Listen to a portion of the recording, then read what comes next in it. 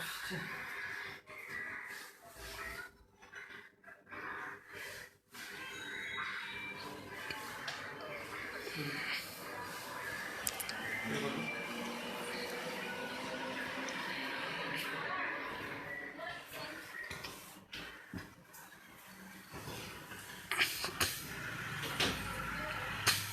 Hello viewers, আশা করছি ভালো আছেন সবাই। এই সময়ে যেভাবে ভালো থাকা যায় আর কি। প্রতিদিনের নিয়ে আমরা আজকে চলে আসলাম বাংলা প্রথমের চাষার দুঃখ নিয়ে। আজকে আমরা চাষার দুঃখ নিয়ে আলোচনা করবো, যেটি লিখেছেন বেগম রোকেয়া সাখাওয়াত হোসেন। তো যারা সেকেন্ড ইয়ারে ছিলেন তারা এই মুহূর্তে বসে না থেকে বিশ্ববিদ্যালয়ের অ্যাডমিশন টেস্টের জন্য প্রিপারেশন নিলেন। বিশেষ করে সে উদ্দেশ্যে বাংলা সাহিত্য পাঠ নিয়ে আলোচনা করার আজকে।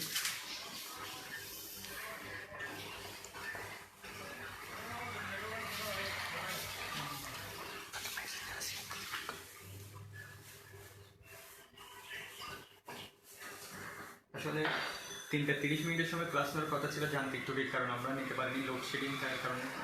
তো এখন আমরা চলে এসেছি, আমরা আমাদের পাঠের মধ্যে ফিরে যাই। চাষার দুঃখ নিয়ে আলোচনা করবো। আমরা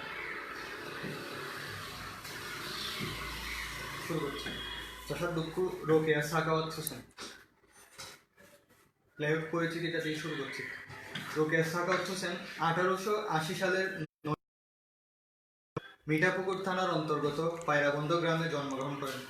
তার পিতার নাম জহিরুদ্দিন আবু আলী হায়দার সাবের এবং মাতা রাহাতুন্নেসা চৌধুরী। তার প্রকৃত নাম রোকেয়া খাতুন এবং বৈবাহিক সূত্রে নাম রোকেয়া সাখাওয়াত হোসেন। বৈবাহিক সূত্রে তার নাম হচ্ছে রোকেয়া সাখাওয়াত হোসেন। এটি আসতে পারে পরীক্ষায়। বৈবাহিক সূত্রে বেগম রোকেয়ার নাম কি ছিল? রোকেয়া সাখাওয়াত হোসেন। রোকেয়ার পিতা বহু ভাষায় সুপণ্ডিত হলেও মেয়ের শিক্ষার ব্যাপারে ছিলেন রক্ষণশীল। রোকেয়ার পিতা বড় ভাই বোনের সাহচর্যে রোকেয়া বাংলা ও ইংরেজি ভাষা ভালোভাবে রপ্ত করেন এবং জ্ঞান অর্জনের প্রতি আগ্রহী হয়ে ওঠেন। 1898 সালে উর্দু ভাষী ও বৈপত্রিক সাখাওয়াত হোসেনের সঙ্গে তিনি বিবাহ বন্ধনে আবদ্ধ হন। কত সালে? 1898 সালে। পরীক্ষা আসতে পারে। 1898 সালে কার সাথে? সৈয়দ সাখাওয়াত হোসেনের সাথে।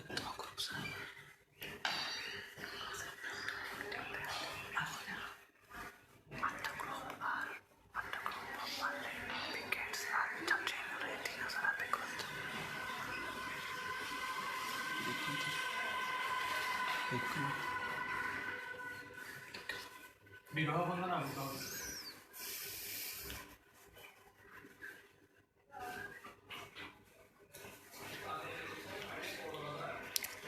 তারপর ডেপুটি ম্যাজিস্ট্রেট স্বামীর উৎসাহ প্রেরণা তার জ্ঞান অর্জনের পথ অধিকতর সুগম হয়।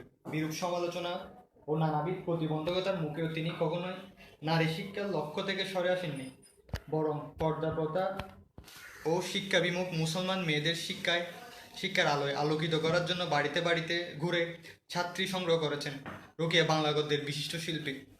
সমাজের কুসংস্কার ও জড়তা দূর করার জন্য তিনি অসাধারণ পাণ্ডিত্যপূর্ণ ও হৃদয়গ্রাহী গদ্য রচনা করেন। তার সব রচনাই সমাজ জীবনের গভীর উপলব্ধি থেকে উৎসারিত। মতিচুর ও অবরোধবাসিনী তার গদ্যগ্রন্থ। তার দুটি গদ্যগ্রন্থ আছে, সেটি হচ্ছে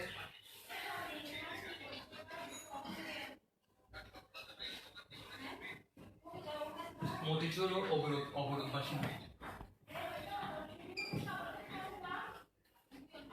আরেকটা হচ্ছে অবরোধবাসিনী।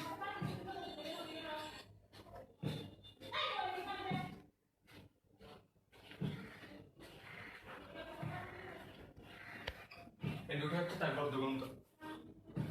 এছাড়া সুলতানার স্বপ্ন ও পদ্মরাগ নামে দুটি উপন্যাসে তিনি রচনা করেন। তার লেখা দুটি উপন্যাস হচ্ছে সুলতানার স্বপ্ন ও পদ্মরাগ। 1932 খ্রিস্টাব্দের 9 ডিসেম্বর 1932 খ্রিস্টাব্দের 9 ডিসেম্বর এই মহিয়সী নারীর জীবন অবসান ঘটে, অর্থাৎ রোকেয়া সাখাওয়াত হোসেন মৃত্যুবরণ করে। এবার মূল অংশে ফিরে যায়। খেতে খেতে পুইড়া মুড়িয়ে ভাই, পাছাই জোটে না তেনা, বইয়ের পৈছা শুনিতে পাই 150 বৎসর পূর্বে ভারতবাসী অসভ্য বর্বর ছিল। এ 150 বৎসর হইতে আমরা ক্রমশ সভ্য হইতে সভ্যতর হইতেছি। শিক্ষায়, সম্পদে আমরা পৃথিবীর অন্যান্য দেশ ও জাতির সমকক্ষ হইতে চলিয়াছি। এখন আমাদের সভ্যতা ও ঐশ্বর্য রাখিবার স্থান নাই। সত্যই তো, এই যে অভ্রবেদী, অভ্রমান হচ্ছে আকাশ, আর বেদীমান হচ্ছে আকাশ ভেদ করে যাওয়া। এই যে অভ্রবেদী, 5 তলা পাকা বাড়ি, railway, tramway, steamer, aeroplane, motor lorry, telephone, telegraph, post office, চিঠিপত্রের সুনিয়মিত ডেলিভারি, এখানে পাটকল সেখানে চটকল, অট্টালিকার চূড়ায় বড় বড় ঘড়ি, সামান্য অসুখ হইলে 8-10 জন ডাক্তারের নারী, চিকিৎসা, ঔষধ, অপারেশন, ইনজেকশন, ব্যবস্থাপত্রের ছড়াছড়ি, থিয়েটার, বায়োস্কোপ, ঘোড়দৌড়, জনতার হুড়াহুড়ি, ল্যাম্প, জিঞ্জারেন্ট, বরফের গাড়ি, ইলেকট্রিক লাইট, ফ্যান, অনারেবল গড়াগড়ি, বৈজ্ঞানিক পক্ষে খাদ্যদ্রব্য ভেজালের বাড়াবাড়ি। এসব কি সভ্যতার নিদর্শন নহে? নিশ্চয়, যে বলে নয় সেটাকে নিমক খারাপ। কিন্তু ইহার অপর পৃষ্ঠাও আছে। কেবল কলিকাতাটুকু আমাদের গোটা ভারতবর্ষ নহে, এবং মুষ্টিমেয় সৌভাগ্যশালী ধনাঢ্য ব্যক্তি সমস্ত ভারতের অধিবাসী নহে। অর্ধ আমাদের আলোচ্য বিষয় চাষার দারিদ্র, অর্থাৎ চাষার যে দৈনন্দিন দুঃখ, সে ব্যাপারে রোকেয়া সাকাত হোসেন কথা বলতে চেয়েছেন এই উপন্যাসে। চাষাই সমাজের মেরুদণ্ড, তবে আমার অবশ্যই আমি যদি প্রথমেই পল্লীবাসী কৃষকের দুঃখ দুর্দশার কান্নাকারিতে বসিতাম, তবে কেহ ছট করে আমার চোখে আঙুল দিয়া দেখাইয়া দিতেন যে আমাদের মোটর কার আছে, গ্রামোফোন আছে ইত্যাদি। ভালোর বাক ছাড়িয়ে কেবল মন্দের দিকটা দেখা কেন? সেই জন্য ভালোর দিকে দেখাইলাম, এখন মন্দের দিকে দেখা যাও। এই যে চটকল আর পাটকল, এক একটা জুট মিলের কর্মচারীগণ মাসিক 500 থেকে 700, এই যে ওই যে চটকল আর পাটকল, এক একটা জুট মিলের কর্মচারীগণ মাসিক 500 থেকে 700 টাকা বেতন পায় থাকে। অর্থাৎ জুট মিলের মালিক, জুট মিলের কর্মচারীদের বেতন কত? 500 থেকে 700 টাকা।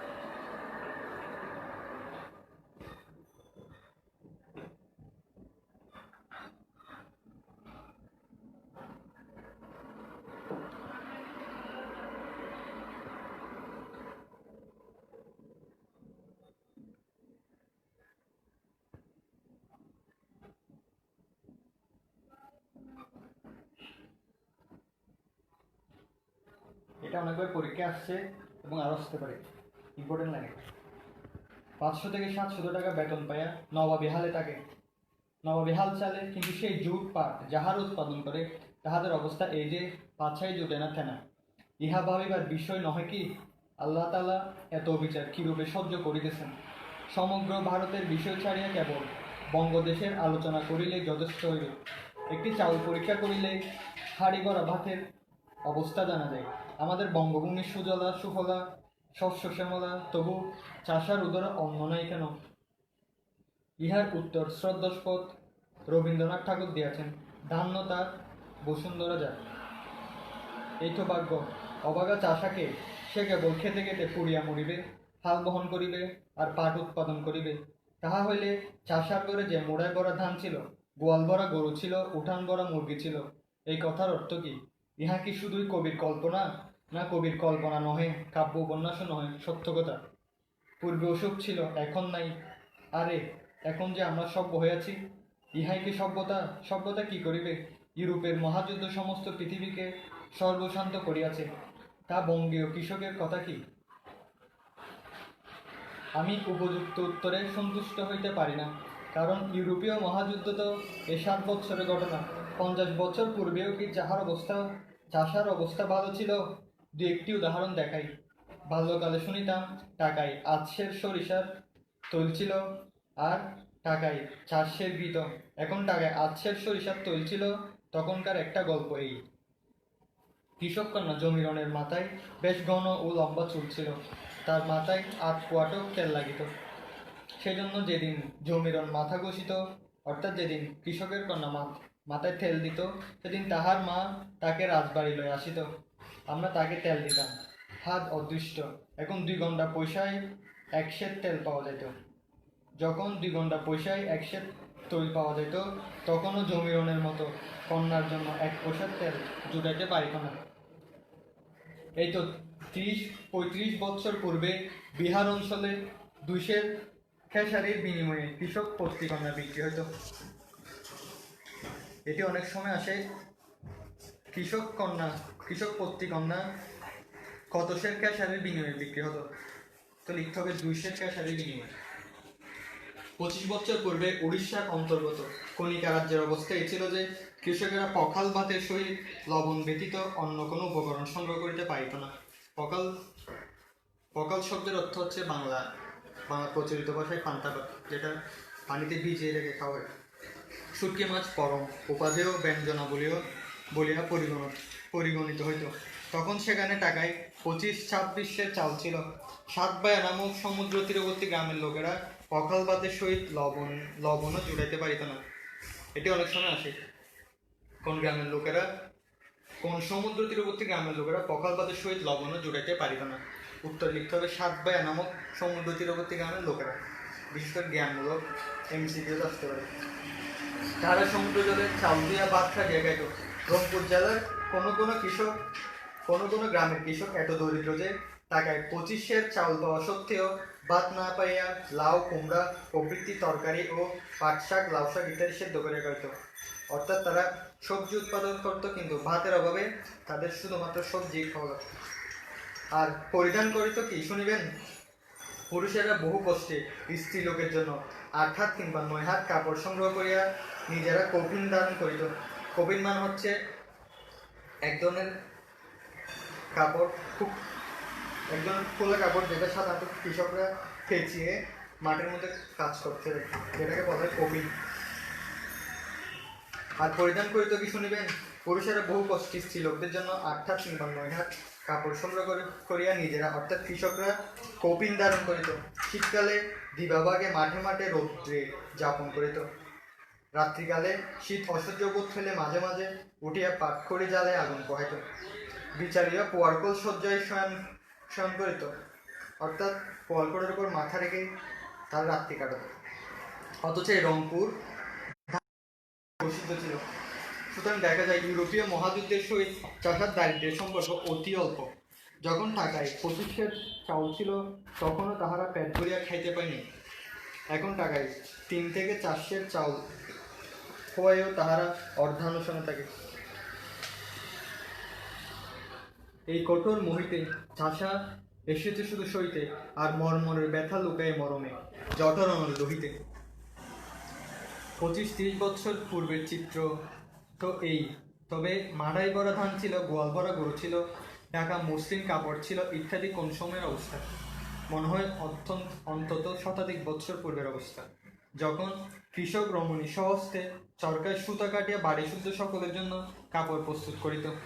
আসাম এবং রংপুর জেলায় এক প্রকার রেশন হয়, স্থানীয় ভাষায় একে বলে এন্ডি। এটা একটি ইম্পর্টেন্ট লাইন।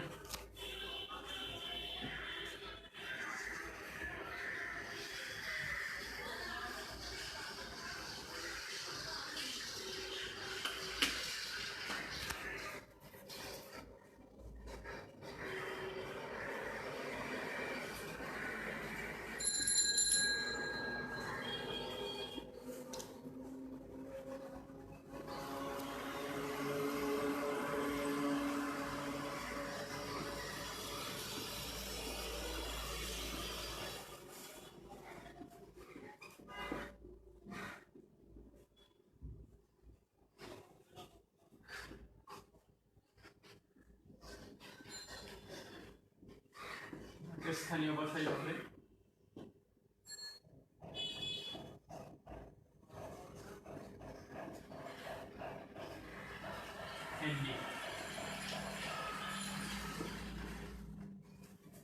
আসাম রংপুর জেলায় এক প্রকার রেশম উৎপাদন হতো, যাকে স্থানীয় ভাষায় এন্ডি বলা হতো।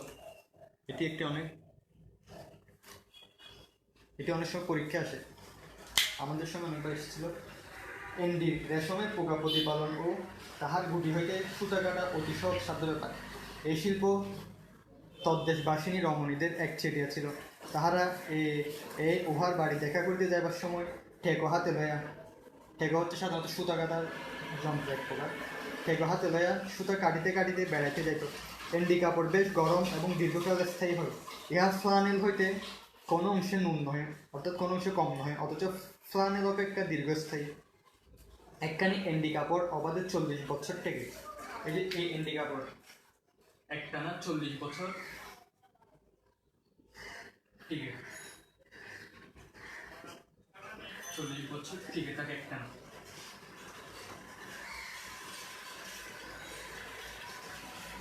এগুলো পরীক্ষা আসতে পারে। 4-5খানি এন্ডি চাদর থাকিলে ল্যাব, কম্বল, খাতা কিছুই প্রয়োজন হয় না।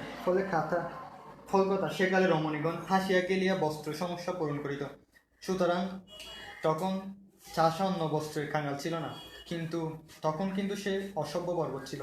এখন তাহারা সভ্য হয়ে আছে, তাই শির দিয়ে বাগা তাজ, বেঁকে রাখে টাক, কিন্তু তাহাদের পেটে নাই ভাত। প্রশ্ন হইতে পারে, সভ্যতার সহিত দারিদ্র্য বৃদ্ধি হইবার কারণ কি?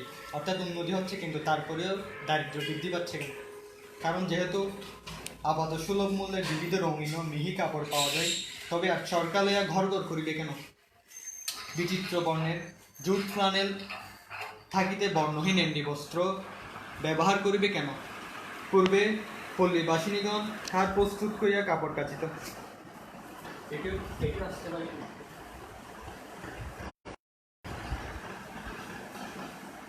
যে পূর্বে পল্লীবাসিনীগণ কি প্রস্তুত করিয়া কাপড় কাচিত? উত্তর হবে খাট প্রস্তুত করিয়া। এখন তাহাদের কাপড় দিবার জন্য দুবার প্রয়োজন নয় সোডা, অর্থাৎ এখন তাদের কাপড় দিবার জন্য দুবার প্রয়োজন নয় সুদা দরকার নয়। এখন তারা দুবার কাছে কাপড় পরিষ্কার করতে দিত। 4 পয়সার সুডাই যে কার্যসিদ্ধ হয়, তাহার জন্য আর কষ্ট করিয়া খাট প্রস্তুত করিবে কেন? এরূপ বিলাসিতা শিরায় শিরায় ধমনীতে প্রবেশ করিয়া তাহাদিকে বিষে জর্জরিত করিয়া ফেলিয়াছে। এই যে পাছায় জোটে না তেনা, কিন্তু মাথায় চাতা সম্ভবত পায়ে জুতো আছে তো। বইয়ের পয়সা বিঘায়, কিন্তু তবু বেলোয়ারের ছুটি থাকে তো। মোটে মজুর ট্রাম না হলে 2 পদ নড়িতে পারে না। প্রথম দৃষ্টিতে ট্রামের ভাড়া 5 পয়সা অতি সামান্য বোধ হয়, কিন্তু ওই যাইতে আসিতে 10 পয়সা লাগিয়া গেল। এইরূপে 2 পয়সা 4 পয়সা করিয়া ধীরে ধীরে সর্বসাহারা হইয়া পড়িতেছে। এই চরণটি দ্বারা কৃষকদের যে বিলাসিতা, এই জিনিসটি বুঝেছে সাধারণত, যার কারণে দিন দিন তাদের দারিদ্রতা বাড়ছে। নিজ অন্ন পরকর পণ্যে দিলে, পরিবর্তনে দুর্ভিক্ষ নিলে। বিলাসিতা উরফে সভ্যতার সঙ্গে অনুকরণ প্রিয়তা নামক আরেকটা বোধ তাহাদের স্কন্ধে চাপে আছে।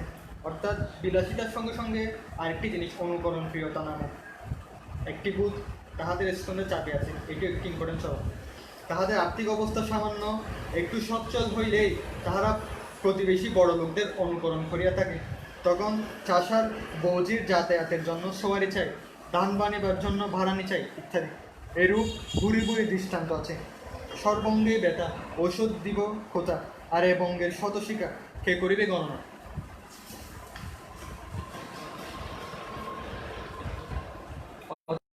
শিবিকাবাহকগণ পালকি লইয়া ট্রামে যাতায়াত করিলে সভ্যতার চূড়ান্ত হইবে।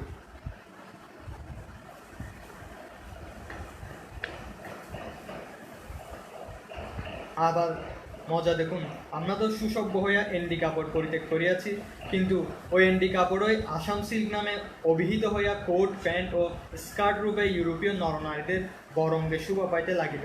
ক্রমে পল্লীবাসিনীর সভ্যতার মাত্রাধিক, অর্থাৎ আর এন্ডি পোকা প্রতিপালন করা হয় না বলিয়া এখন আর হোয়াইট অ্যাওয়ে ল্যাডের দোকানে আসাম সিল্ক পাওয়া যায় না। কেবল ইহাই নহে, আসাম হইতে এন্ডি গোটি বিদেশে চালান যায়, তথা হইতে সূত্ররূপে আবার আসামে ফিরে আসে। এই তো সেদিনের কথা। বঙ্গের গভর্নর লর্ড কারমাইকেল, এটি একটি ইম্পর্টেন্ট ধরুন। বঙ্গের গভর্নর তখন কে ছিলেন? বঙ্গের গভর্নর নাম কি? বঙ্গের গভর্নর লর্ড কারমাইকেল।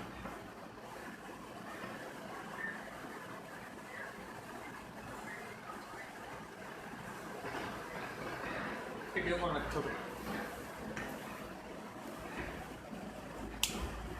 বঙ্গের গভর্নর লর্ড কারমাইকেল একখানি দেশি রেশমি রুমালের জন্মস্থান অনুসন্ধান করেন।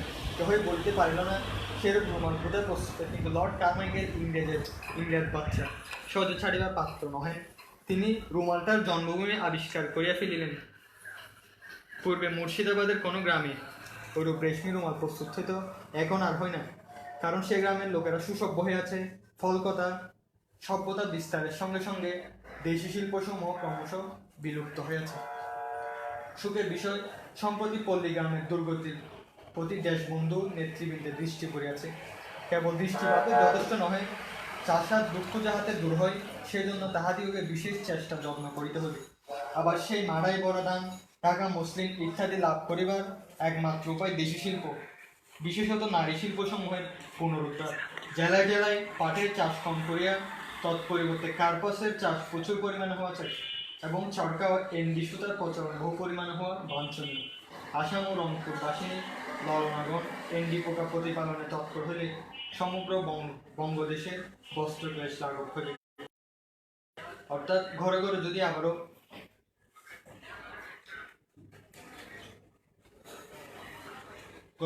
আবারও সুতা কাটা হয়ে কাপড় উৎপাদন করা হয়, তাহলে রোগের সাগর হোসেন বলছেন বস্ত্রক্লেশ লাঘব হবে, অর্থাৎ বস্ত্রের যে সমস্যা সেটি দূর হবে। পল্লী গ্রামে সুশিক্ষা বিস্তারের চেষ্টা হওয়া চাই, অর্থাৎ ঘরে ঘরে শিক্ষা যাতে পৌঁছে যায়, এটিও চেয়েছেন বেগম রোকেয়া সাখাওয়াত হোসেন। গ্রামে গ্রামে পাঠশালার ঘরে ঘরে চরকাও টেগো হইলে চাষার দারিদ্র ঘুচিবে। আজকের পাঠে যদি কারো কোনো সমস্যা থাকতে পারে, কোনো না বোঝার কোনো অংশ থাকতে পারে, আপনারা কমেন্টের মাধ্যমে জানাতে পারেন।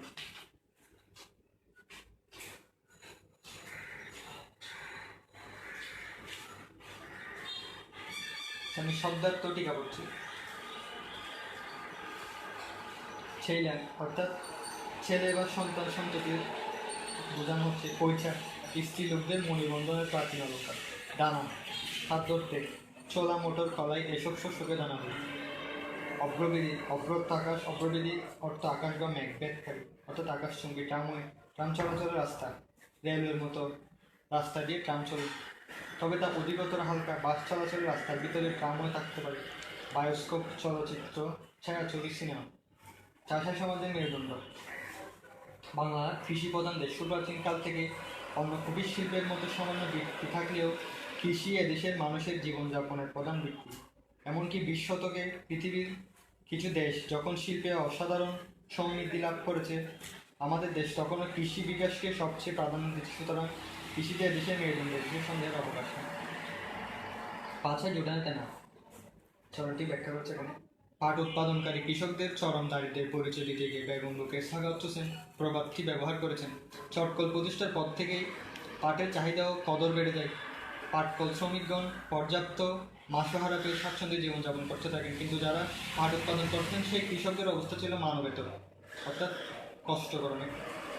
দারিদ্রের সঙ্গে জুঝতে তাদের জীবন শেষ হতো। প্রবাদটির ভিতর দিয়ে কৃষকদের সেই করুণ অবস্থার পরিচয় পাওয়া যায়। কপিন হচ্ছে ল্যাঙ্গট, চিরবসন। লজ্জা নিবারণের জন্য পরিচয় সামান্য বস্ত্র। মোহিতে অর্থ হচ্ছে পৃথিবীতে। টেকো অর্থ সুতা পাকা পর্যন্ত। এমডি অর্থ মোটা রেশমি কাপড়, বেলোয়ারের ছুরি, উৎকৃষ্ট স্বচ্ছ কাচের প্রস্তুত ছুরি। রোকেয়া সাখাওয়াত হোসেন রচিত চাষার্থক্য শীর্ষক রচনাটি বাংলা একাডেমি প্রকাশিত রোকেয়া রচনাবলী থেকে চয়ন করা হয়েছে। অর্থাৎ পরীক্ষায় আসতে পারে রোকেয়া সাখাওয়াত হোসেন রচিত চাষার্থক্য কোন রচনাবলী থেকে চয়ন করা হয়েছে, তখন উত্তর লিখতে হবে রোকেয়া রচনাবলী। বাংলা একাডেমি প্রকাশিত রোকেয়া রচনাবলী থেকে চয়ন করা হয়েছে। এবার পাঠ পরিচিতি পড়ছি আমরা। তার শিক্ষা ও সামাজিক কর্মকাণ্ড থেকে শুরু করে লেখালেখির জগৎ উৎসর্গীকৃত হয়েছে পশ্চাৎপদ নারী সমাজের মুক্তি ও সমৃদ্ধির জন্য। কিন্তু চাষার দুঃখ শীর্ষক প্রবন্ধটি তৎকালীন দারিদ্র্যপীড়িত কৃষকদের বঞ্চনার মর্মন্তুদ দলিল হয়ে আছে। ভারতবর্ষের সভ্যতা অগ্রগতি ফিরিস্তি তুলে ধরে তিনি দেখিয়েছেন সেখানে কৃষকদের অবস্থা কত শোচনীয়। পাকা বাড়ি, railway, tramway, steamer, aeroplane, motor গাড়ি, টেলিফোন, টেলিগ্রাফ সহ আরও কত যা আবিষ্কার। ভারতবর্ষে জীবন, কিন্তু সেই ভারতবর্ষে কৃষকদের দারিদ্র্যের অন্যতম কারণ। কুটির শিল্পকে ধ্বংস করে দিয়ে আত্মনির্ভরশীল গ্রাম সমাজকে চরম সংকটের মধ্যে ফেলেছে ব্রিটিশ শাসক গোষ্ঠী। কৃষকদের এই মুমূর্ষু অবস্থা থেকে মুক্তির জন্য রোকেয়া সাখাওয়াত হোসেন গ্রামে গ্রামে পাঠশালা প্রতিষ্ঠার গুরুত্ব আরোপ করেছেন, আর গ্রামীণ কুটির শিল্পকে বাঁচিয়ে রাখার পরামর্শ দিয়েছেন। এই প্রবন্ধে রোকেয়ার অসাধারণ পাণ্ডিত্য, যুক্তিশীলতা ও চিন্তার বিস্ময়কর অগ্রসরতার প্রতিফলন ঘটেছে।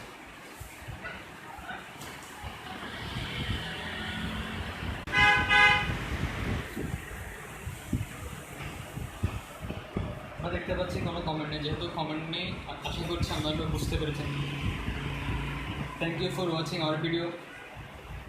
আর যারা এখন অবসর সময় কাটাচ্ছেন তাদের উদ্দেশ্যে বলছি, আপনারা ইংরেজিতে ভালো করে